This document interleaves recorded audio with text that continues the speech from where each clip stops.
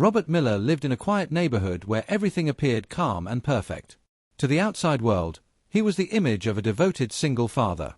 After losing his wife 2 years ago in a car accident, Robert dedicated every part of his life to raising his 7-year-old daughter, Lily. She was his reason for living, the light that helped him survive his darkest days. Every morning, he prepared her favorite breakfast, tied her shoelaces, and walked her to school with a proud smile. People admired him for being strong, for being the kind of father who never let grief take away his responsibility.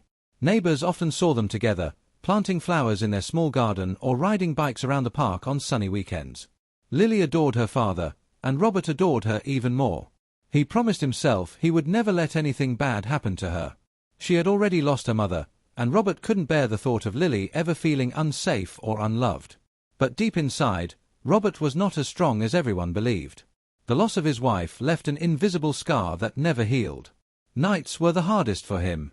He often lay awake, staring at the ceiling, fearing that something terrible might happen again, something that would take Lily away from him too.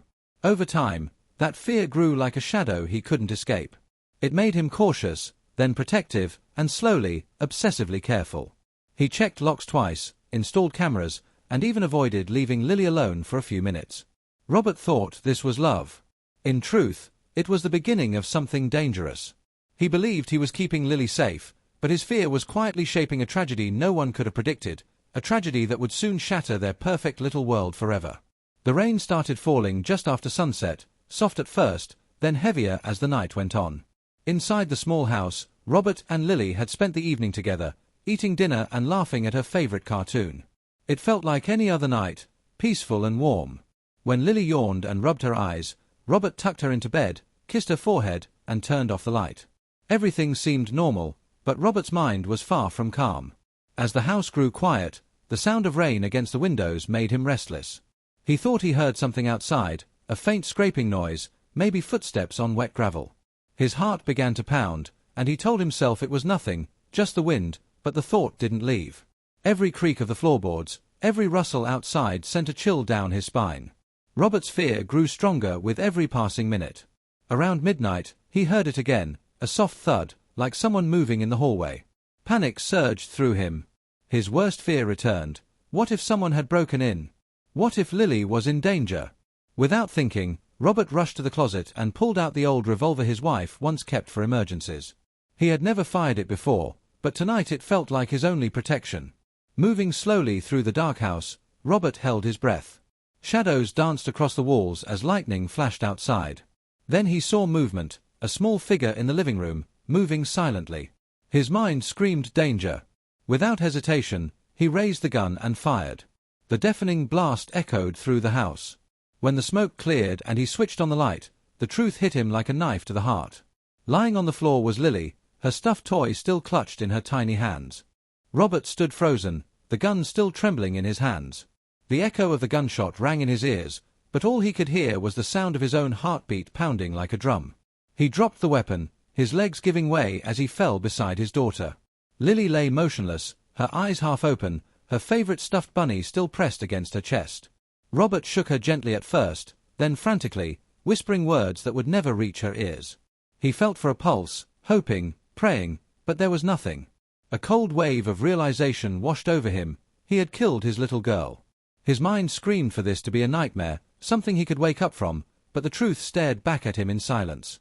He pulled her into his arms, rocking her like he used to when she was a baby, tears pouring down his face. Minutes turned into hours as Robert sat on the floor, unable to move.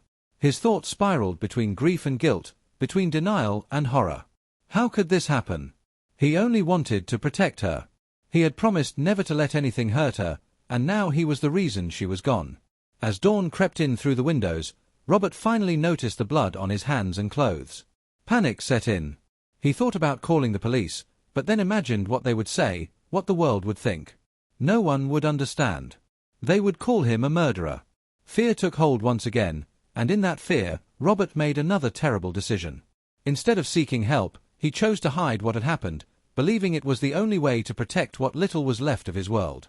Robert waited until the neighborhood was still, the first light of dawn barely touching the sky. His hands trembled as he wrapped Lily's small body in her favorite blanket, the one with tiny blue stars. Every fold felt like a betrayal, every movement heavier than the last. He placed her gently on the back seat of his car, avoiding his own reflection in the mirror. He couldn't bear to see the face of the man who had done this. The drive to the old cabin in the woods felt endless. This was a place full of memories, a place he once shared with his wife before tragedy struck their family. Now it was the only spot he could think of, far from anyone who might see. Rain had turned the ground soft, making it easier to dig, but harder to stand. The shovel cut through the earth with a dull sound, each strike echoing in his chest like a heartbeat. He dug with shaking hands until the hole was deep enough, though no depth could hide the weight of what he was doing. When it was time, Robert lowered Lily into the grave, whispering words through tears that blurred his vision. Covering her with dirt felt like burying his own soul. He wanted to stop, to take it all back, but it was too late. When the last handful of soil fell, Robert collapsed to his knees, his body trembling from exhaustion and grief. Driving home, his mind was empty yet heavy. He rehearsed lies in his head, convincing himself this was the only way.